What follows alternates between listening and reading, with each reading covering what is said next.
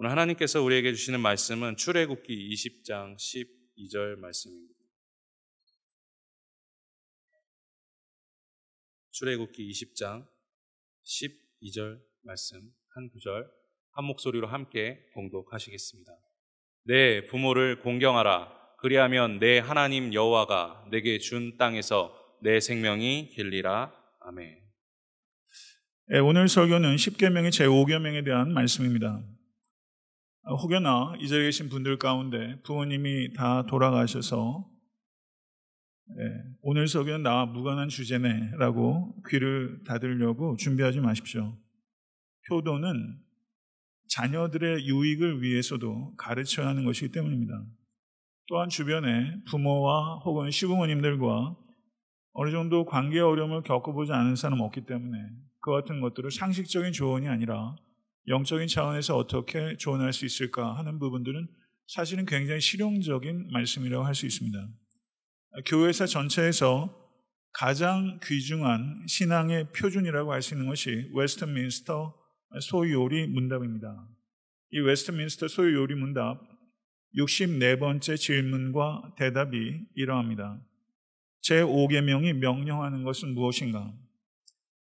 대답입니다. 각 사람에게 속한 지위와 인간관계, 곧 윗사람이나 아랫사람이나 동등한 관계를 망라하여 상대방의 명예를 보호하고 의무를 이행하라는 것이다. 이렇게 이 제5계명을 해석하고 확장시킨 것이죠. 10계명이 무엇인가? 그것은 고정된 계명이라기보다는 변화무쌍한 삶의 자리에서 지속적으로 숙고하고 확장해 나가야 하는 계명인 줄로 믿습니다. 그렇기 때문에 10계명은 인간 윤리의 종착역이 아니라 인간 윤리의 출발점으로 이해해야 할 것입니다. 명예를 보호하고 의무를 행해야 되는 제1차적인 적용의 대상은 육적 부모입니다. 그리고 그 적용이 육적 부모에게서부터 시작해서 지속적으로 확장되어야 한다. 이것을 제5계명이 우리에게 가르쳐 주고 있는 것입니다. 저는 10계명의 제5계명에 대한 설명과 적용을 여러분들께 드리기 전에 10계명에 대한 개괄적인 말씀을 드려야 될 필요를 느낍니다. 확실히 오늘날 10계명은 정말 인기 없습니다. 10계명을 나은 크리스찬들은 말할 것도 없고 크리스찬들도 광야에서 이스라엘 백성들에게나 잠시 필요했던 계명으로 그 중요성이 있지 지금은 무시해도 좋은 고리타분한 윤리적 규범 정도로 많은 사람들이 이해하고 있는 것이 사실인 것 같습니다. 이것은 대단히 어리석은 일인 동시에 대단히 치명적인 일입니다. 자유에 대해서 현대인들이 잘못 이해를 하고 있습니다. 그렇기 때문에 율법을 싫어합니다.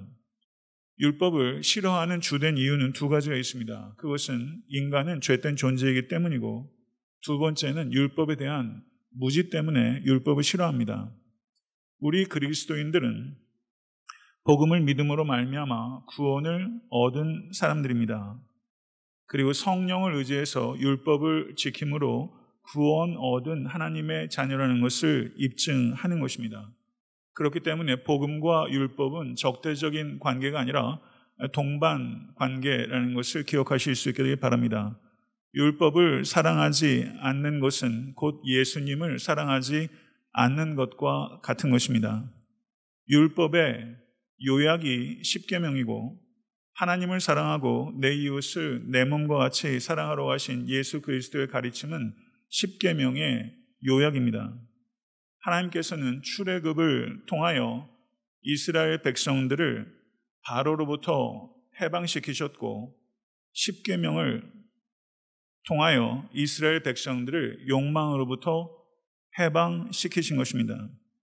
10계명에서 하나님께서는 그의 사랑하는 자녀들에게 보고 싶어하는 참된 인간상을 제시한 것입니다. 10계명을 기억하고 지킬 때 참된 행복을 맛보고 누릴 수 있도록 하나님께서 인간을 창조하셨다는 것을 모쪼록 결코 잊지 않으시는 모든 권속되실 수 있게 되기를 간절히 축원합니다. 잘 아시는 대로 10계명의 제1계명에서부터 4계명은 하나님을 사랑하라는 계명이고 제5계명에서 10계명은 이웃을 사랑하라는 계명입니다. 그리고 부모를 공경하라는 제5계명이 바로 인간과의 관계들에 대한 계명의 첫 번째 계명이라는 것이죠. 이 순서에 대해서 우리는 매우 주목해야 될 필요가 있습니다. 그것은 부모에게 공경하는 것이 모든 인간관계의 기초 윤리요 근본 도리라는 것을 성경은 이 순서를 통해서 우리에게 명확하게 강조하고 있는 것입니다. 성도 여러분, 하나님은 생명의 주인이십니다. 믿으십니까? 생명의 창조자이신 하나님께서 부모님을 통해 우리를 이 땅에 창조하셨습니다.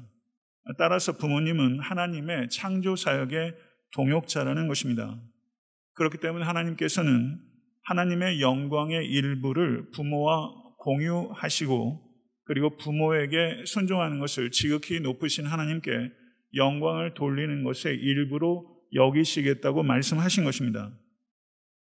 독일의 성경 신학자 중에 침멀이라는 사람이 있는데 그는 제5계명을 해석하면서 이 제5계명의 뜻은 자신의 근본을 잊지 말라라는 계명이다. 이렇게 해석했습니다.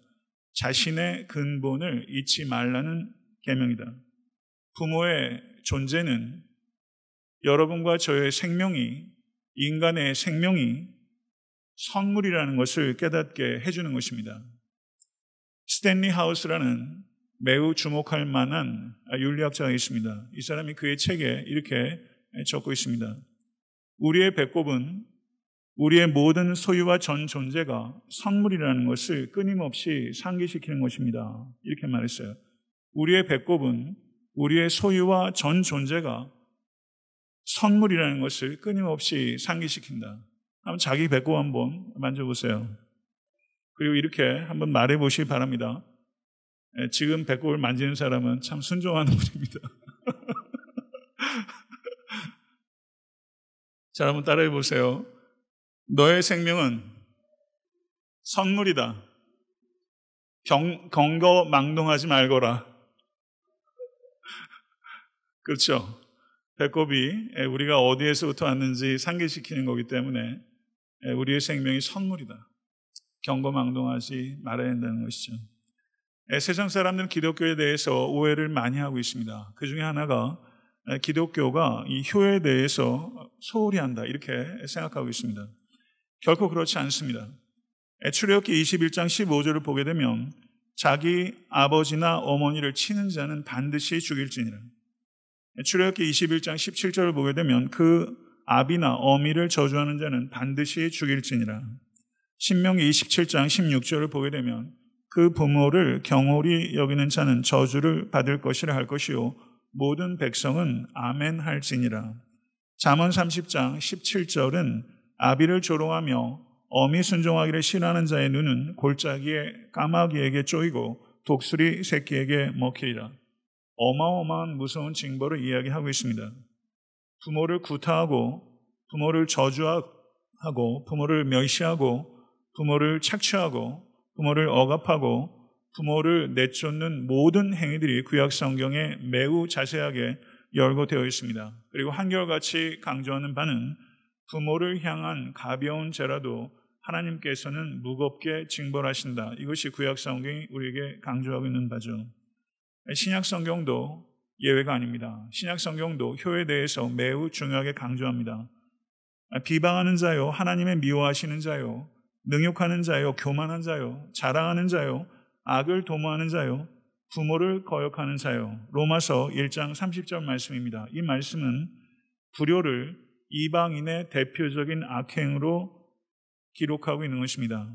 사람들은 자기를 사랑하며 돈을 사랑하며 자긍하며 교만하며 회방하며 부모를 거역하며 감사치 아니하며 거룩하지 아니하며. 디모데후서 3장 20절 말씀입니다. 디모데후서 3장 20절의 말씀은 말세의 대표적인 징조 가운데 하나로 부모를 거역하는 것을 열거하고 있다는 사실입니다.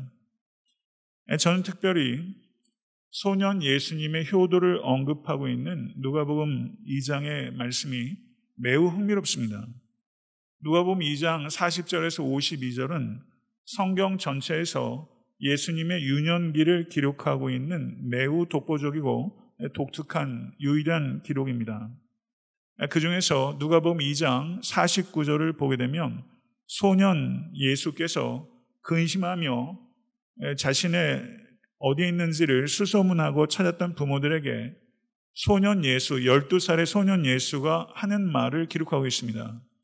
어찌하여 나를 찾으셨나이까? 내가 내 아버지 집에 있어야 될 줄을 알지 못하셨나이까? 이렇게 이야기를 했어요. 당황스럽지 않았겠습니까? 그랬더니 50절에 뭐라고 말하냐면 그 부모가 그가 하신 말씀을 깨닫지 못하더라. 이렇게 말하면서 마리아와 요셉이 좀 당황해하는, 이해하지 못한 내용들을 기록하고 있어요.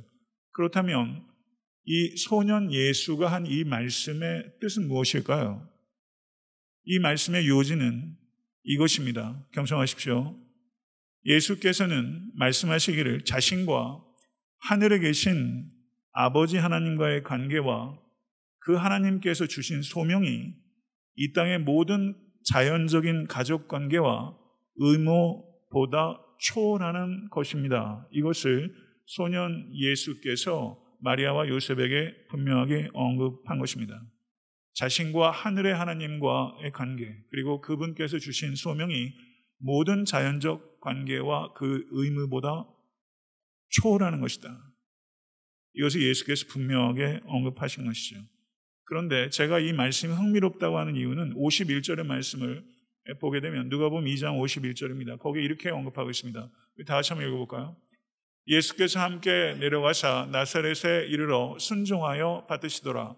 그 어머니는 이 모든 말을 마음에 두니라. 이렇게 언급하고 있어요. 여기서 주목하게 되는 부분이 순종하여라고 말하고 있는 이 헬라어의 시제입니다. 이 헬라어가 어떻게 기록되어 있냐면 en hypotassomenos라고 언급되고 있는데요. 비동사 형태인 en과 그 다음에 hypotassomenos라는 분사 형태가 결합된 것을 문법적으로 periphrastic tense라고 표현해요. 이것을 제가 번역해 놓은 한국 문법책을 보니까 완곡 어법이라고 그렇게 번역을 해놨더라고요. 이것을 기억할 필요는 없습니다. 그렇지만 이 시제의 중요성이 뭐냐면 이 periphrastic, 이 tense의 중요성은 그 행동의 지속성을 강조할 때 쓰는 시제예요.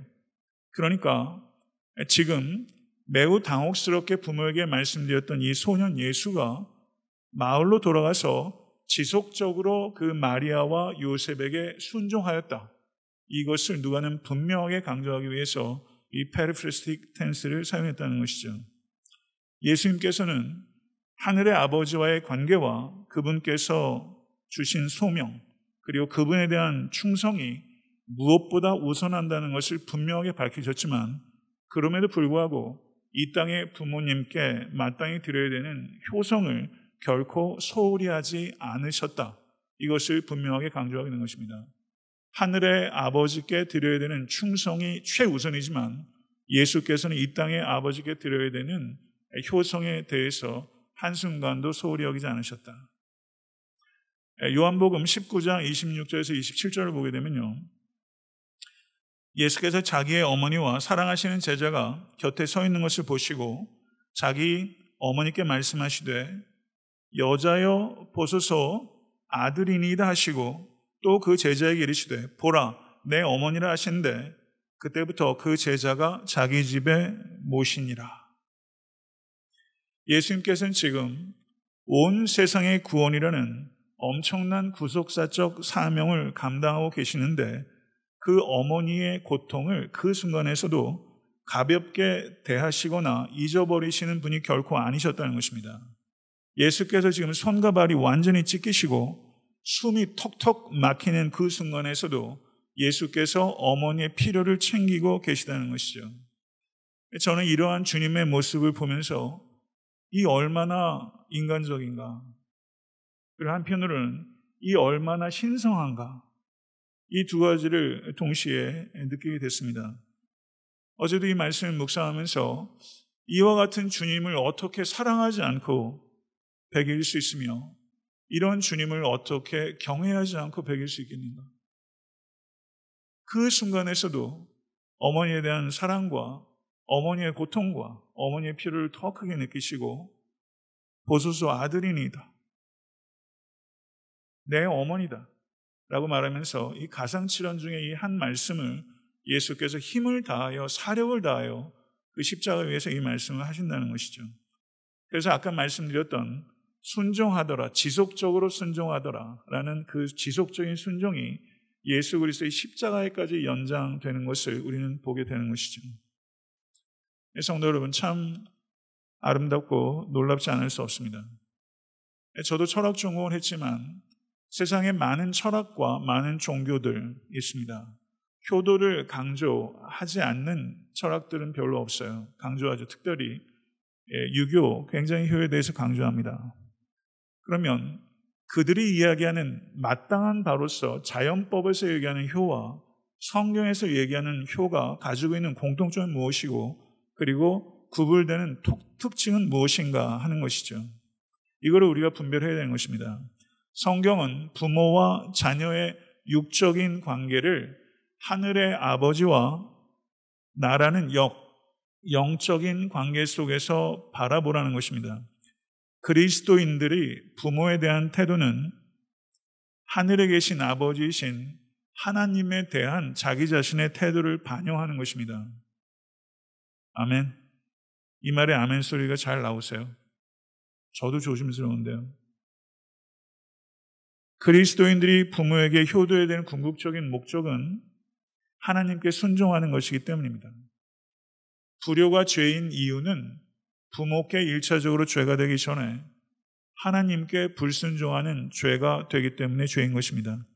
그리스도인들에게는 하나님께 대한 순종과 불순종이라는 훨씬 더 크고 훨씬 더 강력하고 훨씬 더 깊은 효도에 대한 이유가 있다는 것이죠. 그래서 그리스도를 믿는 자녀들은 세상의 자녀들보다 더욱 효도를 다해야 하는 것입니다. 여기까지는 우리가 이해하는 것이죠. 그 다음부터는 여러분과 또 저 역시 살아내야 되는 문제가 있습니다. 에베소서 6장 1절은 자녀들아 주 안에서 너희 부모에게 순종하라 라고 명령합니다. 여기에서 중요한 것은 주 안에서입니다. 주 안에서 순종하라. 이것이 성경적 관점을 드러내는 동시에 부모에 대한 순종이 한계가 있는 것이다 라는 것을 우리에게 가르쳐 주는 것입니다. 부모에 대한 순종은 주 안에서 하는 것입니다. 절대적인 순종이 아니라는 뜻입니다. 그러면 부모에게 드려야 되는 순종해야 하는 것은 무엇인가? 주께 불순종이 되기 전까지는 부모에게 순종하라. 이것이 하나님의 뜻입니다. 주께 대한 순종과 양립할 수 있는 범위 내에서는 최대한 부모에게 순종하라. 이것이 성경의 가르침인 줄로 믿습니다. 그런데 에베소서 6장 4절의 말씀을 보게 되면 거기 이렇게 언급하고 있습니다. 에베소서 6장 4절 말씀 다 같이 한번 봉독해 보시기 바랍니다. 시작.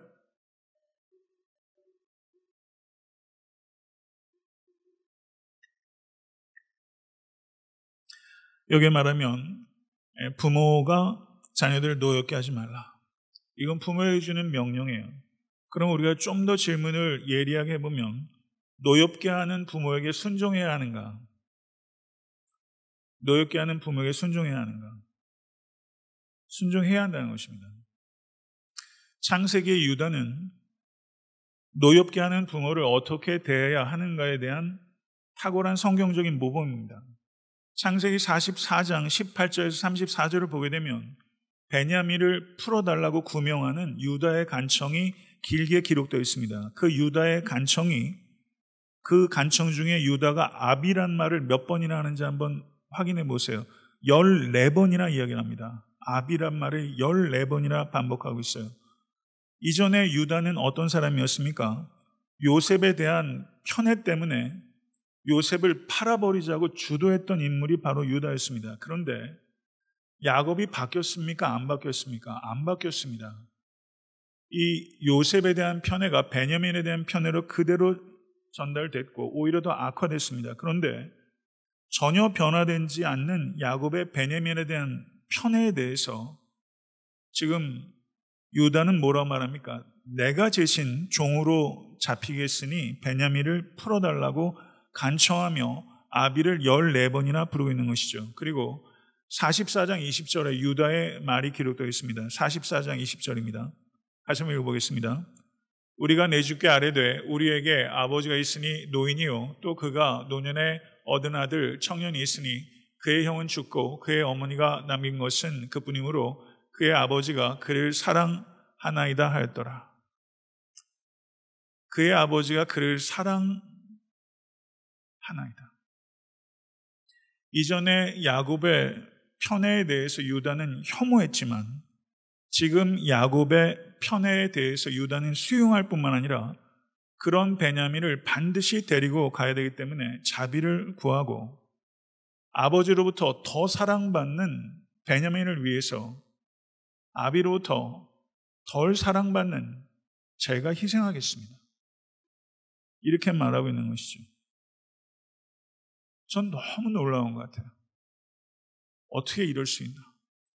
전혀 변화되지 않는 부모를 어떻게 대해야 하는가? 이것에 대해서 유다는 우리에게 정말 성경적 모범을 보여주고 있는 것이죠. 도대체 유다에게 무슨 일이 벌어진 것입니까? 유다는 자기의 죄를 깨달았습니다. 다말과의 관계를 통해서 자기의 죄를 깨달았어요. 죄를 깨닫고 큰 은혜를 깨달은 다음에 야곱의 편애를 보는 눈이 싹 바뀐 거예요. 성도 여러분, 하늘에 계신 하나님 아버지의 사랑이 얼마나 큰지, 깊은지, 뜨거운지 정말 깨닫고 계십니까? 정말 하늘에 계신 하나님 아버지의 사랑을 깨닫게 되면 이 땅의 아버지로부터 받은 상처가 아무리 커도 그것에 대해서 불평하고 원망하고 미워하는 자리에 계속 남아있을 수 없는 것입니다. 혹시 이 자리에 계신 분들도 육신의 부모로부터 받은 상처 때문에 고통 가운데 계신 분 있을 거라고 생각합니다. 어떤 관계도 다소간의 상처를 주고받음이 없이 이루어지는 관계는 없어요.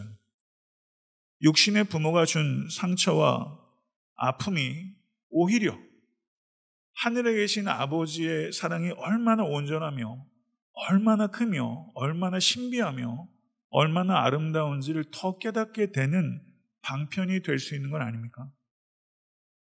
부모가 준 상처 때문에 아직까지 연연하고 계시다면, 그리고 여러분의 자녀들에게 여러분이 주신 상처들도 적지 않을 것입니다. 모쪼록 하나님의 위로가 지금 이 자리에 여러분 영혼 가운데 임할 수 간절히 축원합니다.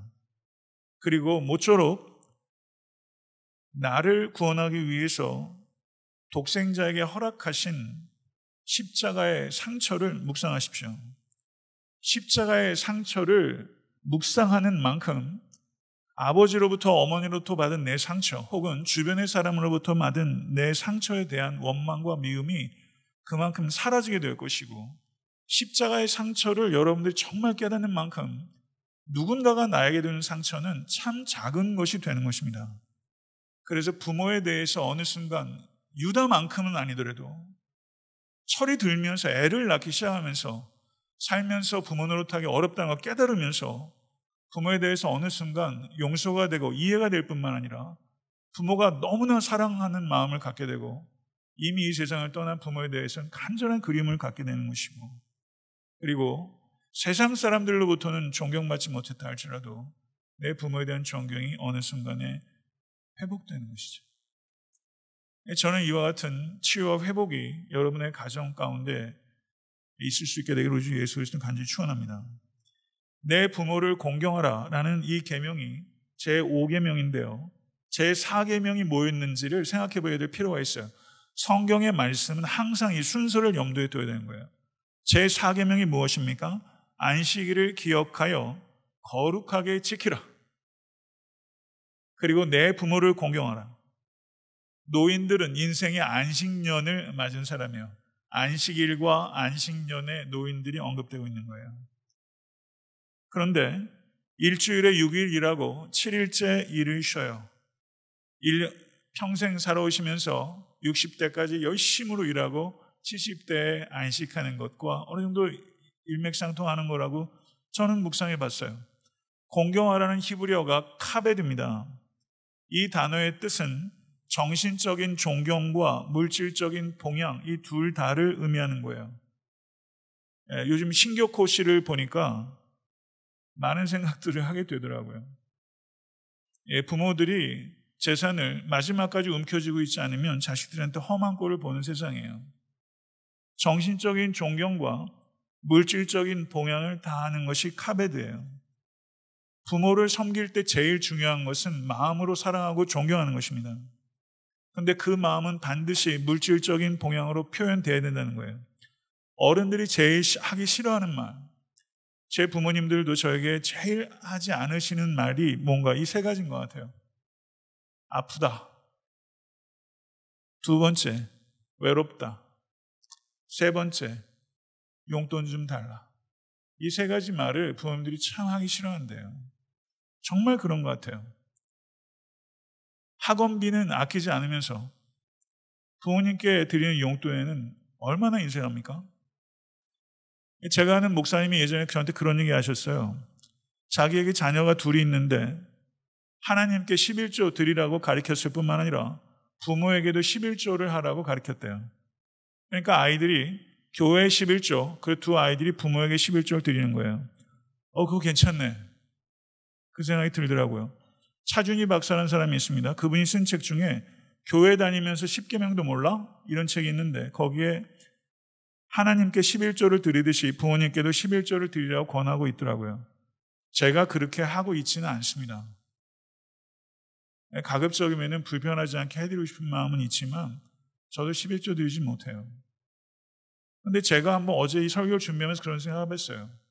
제가 11조를 저희 아버지가 80이 넘으셨으니까 백수하신다고 가정을 하고 20년을 아버지 백수하시고 싶으세요? 백수하신다고 가정하고 제가 20년 11조 드리는 거 계산해 보니까 제가 유학생활 할 때 저한테 주신 돈만큼도 안 되더라고요. 유학생활 몇 년 할 때 저한테 주신 돈만큼도 안 돼요. 생생 낼 게 없더라고요. 다른 거 다 줄여서라도 부모님께 드려도 안 받겠다고 하셔도 그리고 기껏 조그만 용돈 모아드리니까 저희 집 6번 이사했거든요. 결혼하고. 이번에 집 샀는데 저한테 아버지 어머니가 돈을 15,000불을 주셨어요. 설교하다 별 얘기를 다 하네. 용돈 다 모아놓으셨다가 다 털어내시고 가지고 계신 돈까지 다 주셨구나. 그런 생각이 들더라고요. 전 그 생각을 좀 했습니다. 안 받으시더라도 11조, 그게 어려우면 20분의 1조라도 좀 드려야겠다. 저는 여러분과 제가 그런 결단을 좀 했으면 좋겠어요. 여러분 나이가 지금 이 자리에 젊은 사람들 없잖아요. 젊은 사람 덜어 있지만 몇십 년 드리겠어요. 아마 여러분들에게 드렸던 학원비들만 모아도 그거보다 많을 겁니다. 아기 개는 어미 개를 닮아간다. 이런 말이 있어요. 옆으로 개가 걷습니다. 옆으로 걷는 것을 본 개가 앞으로 걷는 개를 전 여태까지 본 적이 없어요. 효도를 받고 싶으면 먼저 효도를 행해야 된다는 것을 기억하십시오. 저도 떳떳하게 성은이 성우 성애 얘네들 직장 생활하기 시작하면 제가 부모에게 11조 하라고 지금부터 귀에 못이 박히도록 이야기하려고요. 그럼 제가 아이들한테 이야기하기 위해서는 먼저 제가 좀 모범이 되어야 될 것 같습니다. 이 자리에 계신 어르신들 제가 이런 설교하니까 좋으시죠? 이 설교 자녀들한테 꼭 보내시기 바랍니다. 말씀 맺겠습니다. 성도 여러분, 교회라는 가족 관계는 생물학적 관계가 아니라 세례를 통해서 형성되는 영적 가족인 줄로 믿습니다. 교회는 그리스도의 피를 나눠 가진 가족이에요. 그게 교회예요. 부모에 대한 공경에 대한 이 강조는 윤리의 종착역이 아니라 윤리의 출발점입니다. 그래서 부모에 대한 공경은 교회의 어르신들에 대한 공경으로 확장되어야 되고 그리고 이웃의 어르신들에 대한 공경으로 더 나아가 인생의 안식년을 맞은 부모님은 사회적 약자거든요. 사회적 약자에 대한 명예를 지키고 그들을 보호해야 될 의무로 확장시키라. 이것이 십계명을 주신 하나님의 뜻입니다. 이런 말이 있습니다. 저를 한번 따라해 보세요. 흉내라도 내도 좋은 것이 효도다. 흉내라도 내면 좋은 것이 효도다. 여러분과 제가 오늘 저에게도 쉬운 설교가 결코 아니지만 흉내라도 내서 효도해서 정말 10분의 1이라도 마음의 빛을 갚을 수 있는 자녀가 되면 참 좋겠습니다. 기도하겠습니다. 하늘에 계신 하나님 아버지, 십계명을 통해서 하나님께서 우리에게 원하시는 참된 인간상이 무엇인지 깨닫게 하시니 감사합니다. 그 참된 인간됨에서 우리들이 그리고 목사인 제가 얼마나 멀리 떠나 있는지 부끄럽습니다. 하나님 용서해 주시고 아버지 하나님 주님의 원하시는 모습대로 살아갈 수 있도록 주여 인도해 주시고 우리 사랑하는 부모님들 아버지 하나님 저희들 마음으로 존경하고 사랑하며 또한 힘써서 봉양하는 효행을 행할 수 있도록 도와주시고 교회에 저희들을 교회에 많은 어르신들 보내주셔서 참 감사합니다. 마음은 있는데 잘 섬기지 못했던 것 용서해 주시고 부모를 섬기듯이 교회 어르신들 잘 섬겨서 평생 일하면 수고하신 귀한 어르신들 교회가 잘 위로하고 안식할 수 있도록 좋은 쉼터가 되는 교회가 될 수 있도록 인도해 주시옵소서. 또 부모로부터 받은 상처로 신음하고 있는 권속들 계시다면 십자가의 상처를 만지게 해 주시오. 부모를 이해하고 관용하며 변하지 않는 부모를 불쌍히 여기며 부모를 사랑할 수 있는 마음의 변화는 하늘의 은혜가 아니면 불가능한 줄 믿습니다. 아버지 하나님 그와 같은 은혜를 우리에게 부어주시옵소서. 예수 그리스도 이름으로 간절히 기도드렸사옵나이다. 아멘.